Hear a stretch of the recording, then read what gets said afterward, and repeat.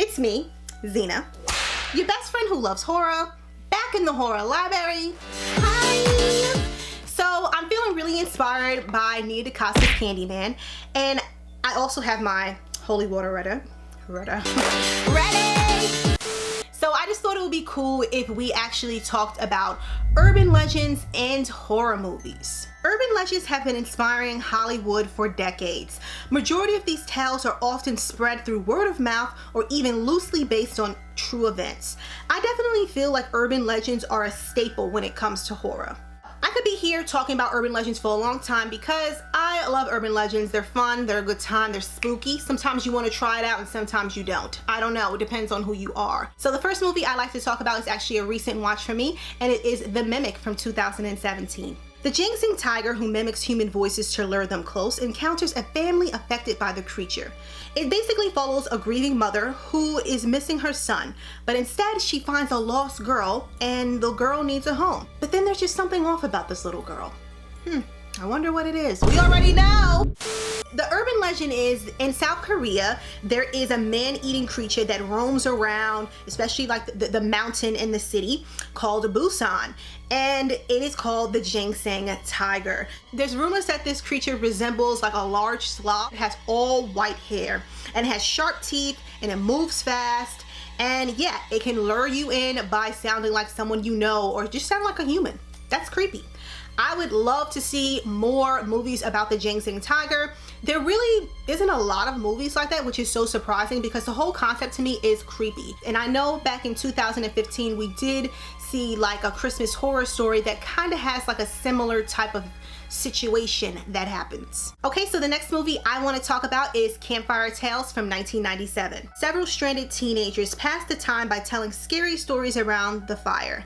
And this obscure anthology, it actually features urban legends, which include The Hook, The Honeymoon, my personal favorite, People Can Lick 2, and The Locket. Because this one is a favorite of mine, I kind of want us just to focus on People Can Lick 2 because as I said previously, all the stories in here, there's someone connected to a, urban legend, but People Can Lick 2 is my favorite, so that's what we're going to talk about it.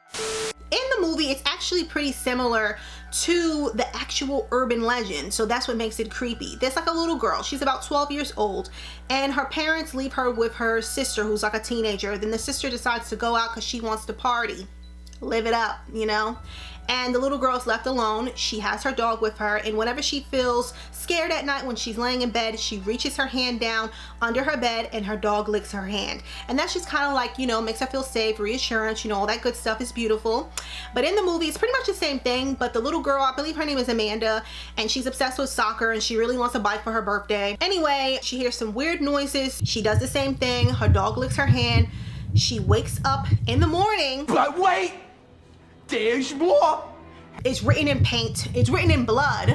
People Can Lick 2. So all night long, when she was reaching down to get her hand licked, it was not her dog. It was a man. Oh, hell no! But then in the movie, what happens is she actually sees the guy and he's under her bed, and it's just some weirdo that she met online, but she never gave him her address. But I don't know, they found out, and next thing you know, he's under her bed wanting to lick her hand, and it was just gross and made me feel uncomfortable. So the last one I want to talk about is When a Stranger Calls, 1979. A young high school student babysits for a very rich family. She begins to receive strange phone calls threatening the children. She finally realizes that it's not a joke. She calls the police only to find out that the calls are coming from inside the house. This urban legend is normally referred to as the babysitter and the man upstairs. It basically is the same thing. A young woman, she's being tormented by these crazed phone calls. And at first she thinks that it's just prank phone calls while she's babysitting these kids. And similar to the movie, the calls are traced to the second line in the same house. This is actually based on a real crime that happened in Columbia, Missouri back in 1950. And in the real story, what's messed up is that the babysitter, she actually, when she finds out that the calls are coming from the house, she actually leaves the kids. She leaves the kids in the house. She runs out of there, and then when she comes back with the police, or when the police comes in, unfortunately, the kids had a dark fate and the kids were murdered in their beds. And the strange person, the strange man, he was never to be found. Throughout the years, this legend has been adapted to many films. Should I give a bonus? Should I not give a bonus? What do you think I should do? Okay, I'm gonna give a bonus and I'm gonna cheat, okay? So instead of talking about a movie, I'm gonna talk about a series, and I'm gonna talk about Light as a Feather from 2018. In this Hulu series, it follows a group of teenage girls who are caught in the game of Light as a Feather, Stiff as a Board, which begins to kill them off one by one. It is a common party game. We've seen it many times. I know that it's also been in The Craft, and this game has been played by kids, by teenagers, and it's been around since like the 1600s. It's pretty much people are invoking spirits to come help lift up the person in the center. So basically there's a person that lies down in the middle of the floor. Then you have some people go around the person with only using their fingertips, like these fingers here. And then they put their fingertips just under the person.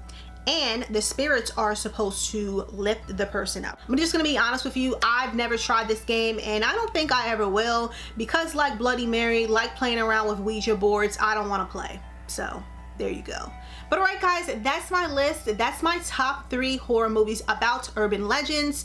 Please let me know what are some of your favorite horror movies about urban legends. Feel free to comment below.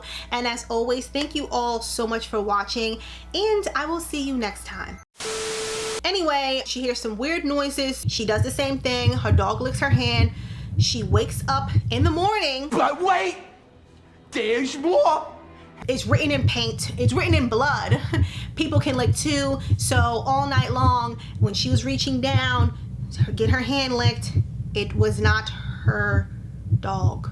It was a man. Oh, hell no. Like and subscribe.